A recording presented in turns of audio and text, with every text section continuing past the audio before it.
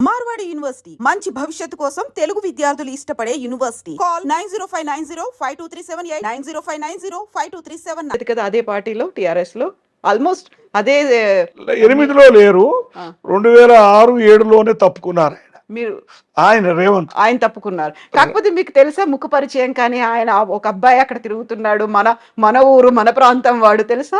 అట్లనే తెలియదండి, అల్లుడేనా? అప్పటికే పెళ్ళి అయిపోయింది. అవును, మరి 92లోనే పెళ్ళి, 92లో పెళ్ళయింది. అవును. సో ఎట్లా ఉండేది? మీరు మీ అల్లుడు అందులోనే టిఆర్ఎస్ పార్టీలోనే ఉన్నారు అనుకుంటే అది ఎప్పుడు కుటుంబాల మీద సమస్య, ఆ బాంధవ్యాల మీద ఏమి తేడా చూపలేదు. ఆయన పద్ధతి ఆయన, ఎవరి పద్ధతి వాళ్ళది. మీకంటే ముందే ఆయన టిఆర్ఎస్ పార్టీ నుంచి బయటకు వచ్చేసిండ్రు. అవును, నేనే మొదలు చేరాను పార్టీలో. 2002-3 రేవంత్ టిఆర్ఎస్లో చేరాను. 2-3లో సరిగ్గా గుర్తులేదు డేట్, కానీ అప్పుడు ఆయన చేరినప్పుడు కూడా మహబూబ్నగర్లో పెద్ద హడావిడిగా చేరాడు.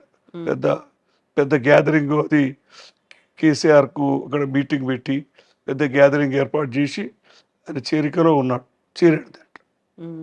ఆ తర్వాత ఆయన బయటకు వచ్చేసారు. తర్వాత 2006లో 2007 తర్వాత చంద్రబాబుతో కలిశారు, టీడీపీలో చేరిపోయారు క్రమంగా.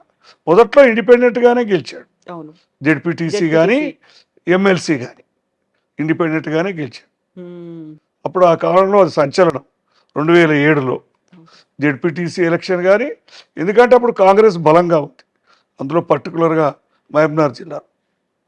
అదే టైంలో టిఆర్ఎస్ పార్టీ కూడా వచ్చింది, టీడీపీ ఉంది, ఇవన్నీ పార్టీలు ఉన్నప్పుడు ఆయన ఇండిపెండెంట్గా గెలవడం అనేది. సో కాంగ్రెస్ తప్పితే మిగతా అన్ని పార్టీలను కలుపుకున్నాడు. టిఆర్ఎస్ పెద్దగా సహకరించలేదు, అందుకని దాంట్లో నుంచి బయటకు వచ్చాడు. ఇంకా తర్వాత మీకు కూడా టీడీపీ వైపు కానీ ఇంకేదైనా పార్టీకి వెళ్ళాలని? నాకు అట్లాంటి కోరికలు ఏం లేవు. అయితే జెడ్పీటీసీ, ఎమ్మెల్సీ, ఎమ్మెల్యే, ఎంపీ, ఆ తర్వాత ఇప్పుడు ముఖ్యమంత్రి, ఆ టైంలో పెళ్ళైనప్పుడు చూసుకుంటే ఇప్పటికి ఇన్నేళ్ల తర్వాత ఏమనిపిస్తుంది పద్మారెడ్డి గారికి, రేవంత్ రెడ్డి గారిని చూస్తే, అల్లుడిని చూస్తే? సంతోషం అనిపిస్తుంది. అట్లే పెళ్ళి అనేది ఇష్టం లేకుండే కదా ఫస్ట్ మీకు? గీత గారు, నేను రేవంత్ రెడ్డి గారు తను పరిచయం లేని అబ్బాయి, అందుకని ఎట్లాంటి వాడో తెలియదు కదా మనకు, ఆ నపనమ్మకం అవన్నీ ఉన్నాయి. తర్వాత మేమే దారిలోకి వచ్చాం.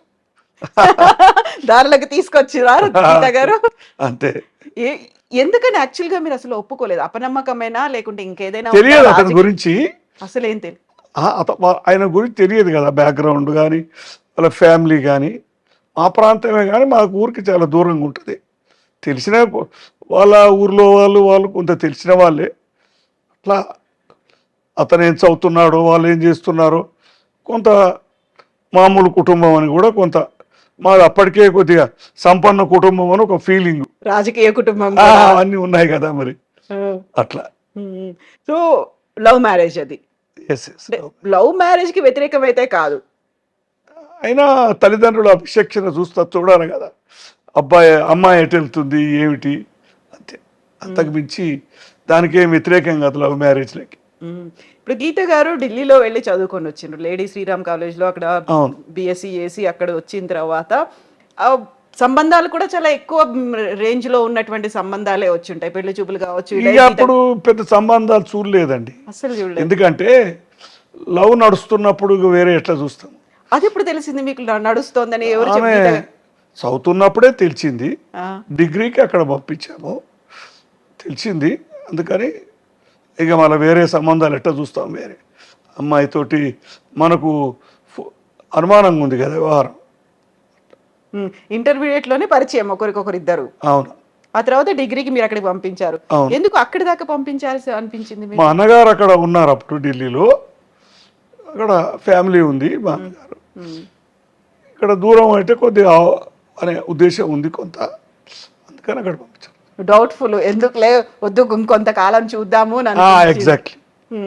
సో బట్ అప్పటికి కూడా ఇద్దరు స్టిక్ అయి ఉన్నారు. చివరి వరకు అమ్మాయి రేవంత్ ఇద్దరు స్టిక్ అయ్యారు.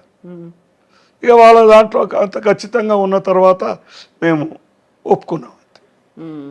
సో ఆ టైంలో గీత గారికి రాజకీయాలంటే పెద్దగా ఇష్టం లేదు అనేది విన్నాను. అంటే ఇక అన్నగారు పెదనాన్న చూసింది కదా, ఇది చాలా బిజీ లైఫ్, కాంప్లికేటెడ్ అని ఆమె అభిప్రాయం ఉండొచ్చు. జైపాల్ రెడ్డి గారి ఇంట్లో ఉంటూనే చదువుకున్నారు అక్కడే అక్కడే ఉంటూ. సో ఇది ఇంత బిజీ లైఫ్ ఇవన్నీ అనుకున్న తర్వాత మనం రాసి పెట్టింది అంతే కదా, అంతకంటే బిజీగా ఉండేటువంటి ఒక పర్సన్ భవిష్యత్తులో అవుతారని ఊహించుకోలేదు. అప్పుడు ఎట్లా ఊహిస్తామండి, అదంతా తెలియదు, అతని అబ్బాయే తెలియదు, అంత దూరం ఎట్లా ఊహిస్తాం, రాజకీయాలకు వస్తారు అన్ని కూడా అనుకోని విషయాలు. ముహూర్తాలు, జాతకాలు ఇట్లాంటివన్నీ చూసుకున్నారా పెళ్లికి? మరి అన్నీ చూశారు. జాతకం కలుస్తుందా లేదా అనేది మేము పెద్ద పట్టింపు లేదు మాకు అసలు జాతకాలు. అందులో ఇది లవ్ మ్యారేజ్ అయినప్పుడు ఇంకా పట్టింపు ఏముంటుంది. బట్ ముహూర్తం మాత్రం చూసారు. చూశారు. గ్రాండ్ గా పెళ్లి చేయాలి, తండ్రిగా బాధ్యత, అదంతా ఎలా జరగాలో అలా జరిగిపోయింది సాధారణంగా. ఆ తర్వాత రేవంత్ రెడ్డి గారు రాజకీయాల్లోకి వచ్చారు. అంతకుముందు ఏదో ఒక చిన్న ఉద్యోగం చేసుకున్నారు, తనకంటూ ఒక చిన్న కంపెనీ పెట్టుకున్నారు, రాజకీయాలకు వచ్చారు. వెరీ ఇనీషియల్గా ఇండిపెండెంట్గా కంటెస్ట్ చేశారు, గెలిచారు. టీఆర్ఎస్ పార్టీ నుంచి ఎమ్మెల్సీ ఎక్స్పెక్ట్ చేశారు, ఎమ్మెల్యే టికెట్ ఎక్స్పెక్ట్ చేశారు, రాలేదు. అంటే ఫుల్ ఫ్లెడ్జ్డ్గా కంప్లీట్గా రాజకీయాల్లోకి ఎంటర్ అవుతున్నారు అనుకున్నప్పుడు వచ్చినటువంటి రియాక్షన్స్ ఏంటి మీ దగ్గర నుంచి, గీత గారి దగ్గర నుంచి? దాన్ని ఎంకరేజ్ చేసాం మేము, ఇంకా దాన్ని మేము నిరోధించాల. 2006 జడ్పీటీసీ ఎన్నికల్లో నేనే ప్రత్యక్షంగా ప్రచారానికి వెళ్ళాను.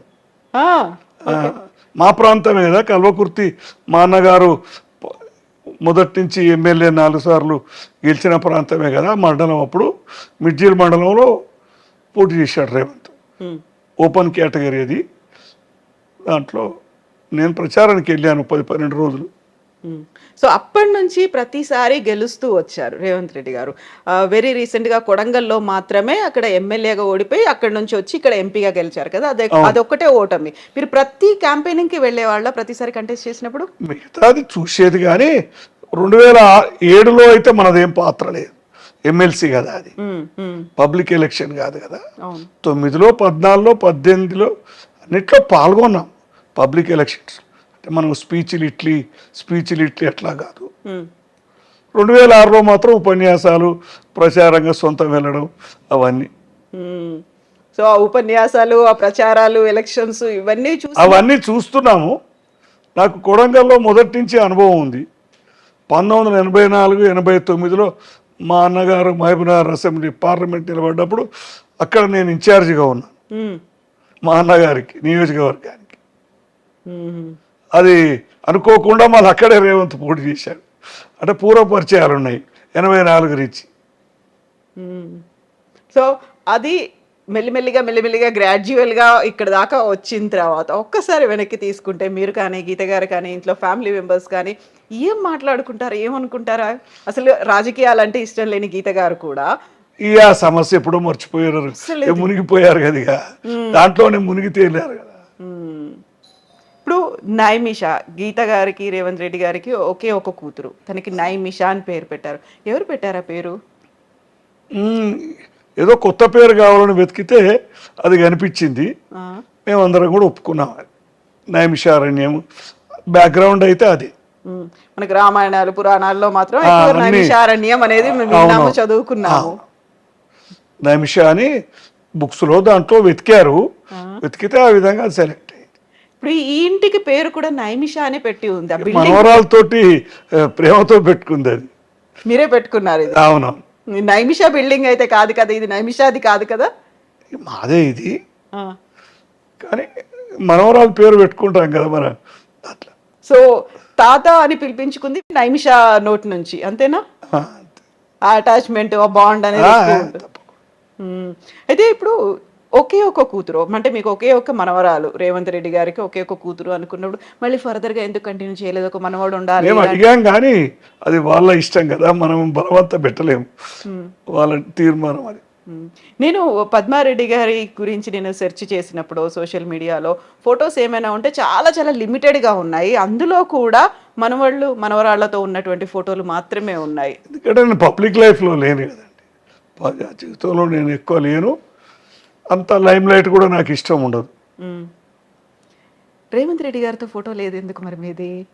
ఆయనతో ప్రత్యేకంగా దిగలేదు, కుటుంబంతో దిగాను. ఆ, కుటుంబంతో, కూతురు, మనవరాలు, మా మిస్సెస్తో ఇట్లా ఫోటోలు చాలా ఉన్నాయి. పెళ్లిళ్ళు ఫంక్షన్లు అప్పుడు ఫోటోలు ఉన్నాయి. దాన్ని అంతే ప్రత్యేకంగా ఆయనతోటి దిగారు, ఆయన వెళ్ళలేదు, నేను పోలేదు అంతే. సీఎం అయిన తర్వాత సీఎం అయిన తర్వాత కూడా వెళ్ళలేదు. కంగ్రాచులేట్ చేయడానికి అది మీరే వెళ్ళానులేండి, వెళ్ళారా, ఆయన వచ్చారా? నేనే వెళ్ళా. అంటే కౌంటింగ్ నాడు అక్కడే ఉన్నాం. కౌంటింగ్ స్టార్ట్ అయితే అప్పుడు మొన్న 23లో అక్కడే ఉన్నాం, ఇంట్లోనే ఉన్నాం. ఎర్లీగా వెళ్ళి అక్కడే ఉన్నాం. సో అప్పుడు కాంగ్రెస్ పార్టీలో చేరారు ఆయన. యాక్చువల్గా టీఆర్ఎస్ నుంచి టీడీపీకి వెళ్ళారు, అవును. టీడీపీ నుంచి కాంగ్రెస్కి వచ్చారు, టీపీసీసీ చీఫ్ అయ్యారు. అందరికంటే ఎక్కువగా ఉన్నటువంటి గ్రూప్ రాజకీయాలు వీటన్నిటికంటే కూడా ప్రయారిటీ రేవంత్ రెడ్డి గారికి ఇచ్చారు. ఆయన టీపీసీసీ చీఫ్ చేశారు. ఒక బరువు బాధ్యతలు అప్పుడే ఎత్తుకున్నారు కదా. ఆ టైంలో ఏమనిపించేది కాంగ్రెస్లో అంతమంది సీనియర్లు ఉద్దండులు అందరూ ఉన్నప్పుడు? ఇది కష్టమైన ప్రయాణం అనిపిస్తుంటుంది కదా, కష్టమైన పెట్టుకున్నారనేది ఉన్నది. కానీ ఆయనలో ఆ పోరాట స్ఫూర్తి, ఆ చైతన్యము, ఆ డైనమిజము అంతా ఉండింది. చివరికి అందరినీ కలుపుకొని పోయి చేసిన తీరు బాగుంది. ఆ తర్వాత టీపీసీసీ చీఫ్ కాస్త సీఎం క్యాండిడేట్, అది కూడా అనౌన్స్ చేయడానికి కొంచెం టైం తీసుకున్నారు. ఆల్మోస్ట్ ఒక 4-5 రోజులు పట్టింది అనౌన్స్ చేయడానికి. వెరీ ఫస్ట్ టైం ఆయన 2 రోజులు తీసుకున్నారు నాకు తెలిసి. అంటే కాంగ్రెస్లో సహజమే కదండి, ఇదేమి ఒక్కరి పార్టీ కాదు కదా. సీఎం గా అనౌన్స్ చేశారు. ఫస్ట్ వార్త ఎవరు చెప్పారు మీకు? టీవీలోనే టీవీలోనే వస్తుంది కదా. వీళ్ళు తీర్మానం పంపారన్నారు, లెజిస్లేచర్ పార్టీ అభిప్రాయం తీసుకొని పంపారన్నారు. రెండో నాడో ఏమో దాని కన్ఫర్మేషన్ వచ్చింది. అలా డైరెక్ట్గా మళ్ళా మీటింగ్ కూడా పెట్టకుండా ప్రకటించేశారు కదా. నార్మల్గా ఏమవుద్దంటే వాళ్ళ ఒపీనియన్ తీసుకొని మళ్ళీ మీటింగ్ పెట్టి చేస్తారు. కానీ అలా లేకుండా డైరెక్ట్గా Revanth Reddy appointed legislature party leader అని అనౌన్స్ చేసేసారు. తెలంగాణ రాకుండా కొంచెం జాప్యం చేస్తుంది, ఆలస్యం చేస్తుంది, ఆలోచిస్తుంది అనుకున్నటువంటి కాంగ్రెస్ పార్టీలోనే చేరారు రేవంత్ రెడ్డి గారు. టీపీసీసీ చీఫ్ అయ్యారు. ఆ తర్వాత ముఖ్యమంత్రి కూడా కాంగ్రెస్ పార్టీ నుంచే అయ్యారు కదా. ఒక్కోసారి విధి విచిత్రమైంది, ఇలాంటి చాలా విచిత్రమైంది విధి. రాజకీయాలు అలా ఉంటాయండి, ఎక్కడ ఎప్పుడు ఏం జరుగుతుందో చెప్పలేము. రాజకీయాల్లో అన్ని సాధ్యమే అంటారు కదా, అసాధ్యం ఏమీ కాదు. చాలా విచిత్రమైన పరిణామాలు. టీడీపీ నుంచి కాంగ్రెస్ రావడం, టీడీపీ అంటేనే పక్క కాంగ్రెస్ వ్యతిరేక పార్టీ కదా, పరస్పర విరుద్ధ సిద్ధాంతాలు అన్నీ ఉంటాయి. అక్కడ నుంచి ఇక్కడికి రావడం, వచ్చిన తర్వాత ఇక్కడ నెగ్గుకు రావడం, ఇటు ప్రజల్లో కాదు అక్కడ ఉన్నటువంటి లీడర్లని, అధిష్టానం అందరూ. రేవంత్ అలా తన చాయిస్ను సరైన టైంలో కాంగ్రెస్లోకి మారిపోవడం. ఏం నచ్చుతుంది రేవంత్ గారిలో మీకు? డైనమిజం, చేయాలనే కోరిక, ఏదన్నా పట్టుదల. మొండి పట్టుదల అంటారా, ఏమంటారు మీద దాన్ని? మొండి అనొచ్చు, కొంత పట్టు విడుపు కూడా ఉంది లేండి. లేకపోతే కాంగ్రెస్లో ఆ పదవి సాధ్యం కాదు. ఇప్పుడు చుట్టూ అట్మాస్ఫియర్ అయితే విపరీతంగా ప్రజలు ఉంటారు, ఎదురు చూస్తూ ఉంటారు. వీళ్ళ దగ్గరికి వెళ్ళి కలిస్తే మనకి ఏదో పని అవుతుందేమో అనేది ఉంటుంది కదా. ఉంటుందిలేండి, ప్రజల్లో సహజంగా నాయకుడు అన్నప్పుడు పనులు అవుతాయని ముఖ్యమైన పదవిలో ఉన్న వాళ్ళకి వస్తారు. సో ఇప్పుడు రాజకీయాల్లో ఉన్నారు అంటే బోల్డ్ అన్ని ఆటుపోట్లు ఉంటాయి. నేను ఎప్పుడు దాని పెద్ద ఆడంబరంగా తీసుకోలేదు. నాకేం పెద్ద దూరం ఉన్నట్టే ఉన్నా, లేనట్టే ఉన్నా, అంత దాని అంత పొంగిపోలేదు, కుంగిపోలేదు. ఎందుకంటే చిన్నప్పటి నుంచి అలవాటు అయిపోయింది. అప్స్ అండ్ డౌన్స్, రాజకీయాలు అన్నీ చూస్తున్నాం కదండి. 60 సంవత్సరాల నుంచి చూస్తున్నా నేను. 15-16 సంవత్సరాల చేత మనకు జ్ఞాపకం ఉంటుంది కదా రాజకీయాలు. బోల్డ్ అని లోసు హైసు అప్స్ అన్ని అందరిది, రేవంత్ది, జయపాలరెడ్డిదే కాకుండా అందరి రాజకీయాలు ఉత్థాన పతనాలు. ఇలాంటి టైంలోనే చాలా వరకు మేము వాళ్ళకి వెళ్ళి మాట్లాడితే మా పనులు అవుతాయేమో అనుకున్నట్టుగానే ఆరోపణలు అనేవి ఉంటాయి, విమర్శలు ఉంటాయి. వీటన్నిటిని తట్టుకొని అవన్నీ లేకపోతే రాజకీయాలు కావు. ఇక సహజంగా విమర్శలు, ప్రతి విమర్శలు, తిట్టుకోవడాలు ఎక్కువైపోయింది ఇప్పుడు. ఏమనిపిస్తుంది ఆ తిట్టుకోవడాలు? అవన్నీ నాకు నచ్చే విషయాలు కావు సరిగా చెప్పాలంటే. అసలు నచ్చదు. నచ్చదు. ఎందుకంటే మా అన్నగారి చూస్తూ వచ్చాం కదా, చిన్నప్పటి నుంచి కూడా ఆ ప్రభావం అంతా ఉంటుంది. సో ఇప్పుడు విమర్శలు ఆరోపణలతో పాటుగా రేవంత్ రెడ్డి గారి మీద గతంలో వచ్చినటువంటి ఒక కేసు, ఓటుకు నోటు కేసు అనేది, దాన్ని ఎట్లా చూస్తారు మీరు? ఇవన్నీ కూడా రాజకీయాలు కుట్రలో భాగమే. జైలుకి వెళ్ళొచ్చారు, ఆ టైంలో జైల్లో ఉన్నప్పుడు ఉన్నటువంటి పరిస్థితి చాలా బాధపడవలసిన విషయం కదా. అడ్వర్స్ పబ్లిసిటీ, ఒకదానికి 1000 కల్పించి చెప్పడం, కుటుంబంలో అప్పుడు బాధగా ఉంటుంది. కూతురు కానీ, మనవరాలు కానీ, భార్య కానీ, వీళ్ళందరితో ఇక మనం షేర్ చేసుకోవాలి.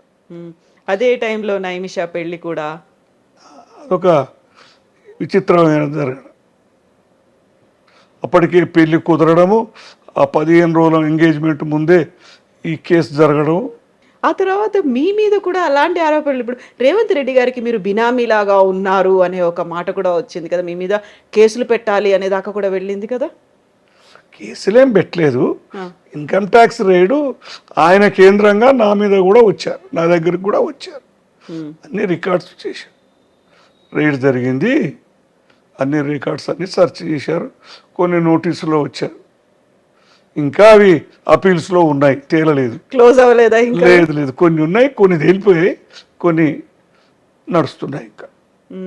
సో దీంతో పాటుగా ఎన్ని అవమానాలు ఇవన్నీ పడాల్సి ఉంటుందో, బ్లాక్మెయిల్ చేస్తారు, బెదిరింపులకు గురి చేస్తారు, ఇలాంటివన్నీ కూడా ఉంటాయి కదా. అవన్నీ మనకేం పెద్ద ఎఫెక్ట్ చేయలేదు, అవేం చేయలేదు. ఇప్పుడు ఒక మన ఇంట్లో ఎవరైనా ఒక పవర్ఫుల్ పొజిషన్లో ఉన్నారు అంటే, ఆ పవర్ని మనం మిస్యూజ్ చేస్తున్నాం అనే దాంతో పాటుగా ఈ పని కొంచెం చేసి పెట్టండి, రికమెండ్ చేయండి అంటూ వచ్చే వాళ్ళు ఉంటారు. అవును, ఉంటుంది, సహజం కదా. ఇప్పుడు ఒక ముఖ్యమంత్రి దగ్గర కాదు, మంత్రి దగ్గర కాదు, చిన్న ఎమ్మెల్యే దగ్గర పని వాళ్ళకు కూడా ఎంతో రెస్పెక్ట్ ఇచ్చి లొంగి ఉండే సమాజం ఇది. వాళ్ళ దగ్గర పనులు అవుతాయని. కాబట్టి సహజంగా ముఖ్యమంత్రి, ఎంపీ ఏది ఉన్నా కానీ మొదటి నుంచి ఆ పని ఈ పని చేసి పెట్టండి అని వస్తూనే ఉన్నారు. అది మాకు మా అన్నకాలం నుంచి అలవాటైంది. కొద్దిగా మా అన్నకాలం ఉన్నప్పుడు అంత ప్రెషర్ నా మీద ఉండేది కాదు. ఆయన నేను వేరు కాదు కాబట్టి, నాకు తెలిసిన వాళ్ళు ఆయనకు తెలిసిన వాళ్ళు అందరూ ఒకటే కాబట్టి. ఇప్పుడు అల్లుడనే వరకు కొద్దిగా తేడా ఉంటుంది. ఆయనకు తెలిసిన వాళ్ళంతా నాకు తెలియదు, నాకు తెలిసిన వాళ్ళంతా వాళ్ళకి తెలియదు. ఊరి వాళ్ళు, నియోజకవర్గం వాళ్ళు వస్తుంటారు. ట్రాన్స్ఫర్లని, ముఖ్యంగా ఉద్యోగాలని, పోస్టింగులు, ఇవి ఉంటాయి, ఇబ్బందులు ఎక్కువ. ముఖ్యంగా ఈ పైరవీలు చేయించుకోవాలి, మీరు కొంచెం రికమెండ్ చేయండి పద్మారెడ్డి గారు అంటే ఏం చెప్తారు మీరు? ఇబ్బంది ఉంటుంది, కొన్ని తప్పవు, కొన్ని చేస్తుంటాం. నిజంగా ప్రస్తుతం ఉన్నటువంటి సమాజం దేనికి ప్రయారిటీ ఇస్తుంది? ఆర్థిక సంబంధాల చుట్టూ మాత్రమే తిరుగుతోంది. మళ్ళీ ఎన్నికలంగానే చాలా విరక్తి కలుగుతాం. మంచి అనిపిస్తుంది కదా, లేడీస్ కూడా ఛాలెంజింగ్ జాబ్స్ చేసినప్పుడు చాలా బాగుంటది. ట్రాఫిక్ అసిస్టెంట్స్ గా నియమించిన ట్రాన్స్జెండర్స్ అందరితో సాల్యూట్ చేయించుకుంటున్నారు. ఫుడ్ డెలివరీ ఇవ్వటానికి వెళ్ళినటువంటి డెలివరీ బాయ్ అనిల్ పై కళ్ళ ముందు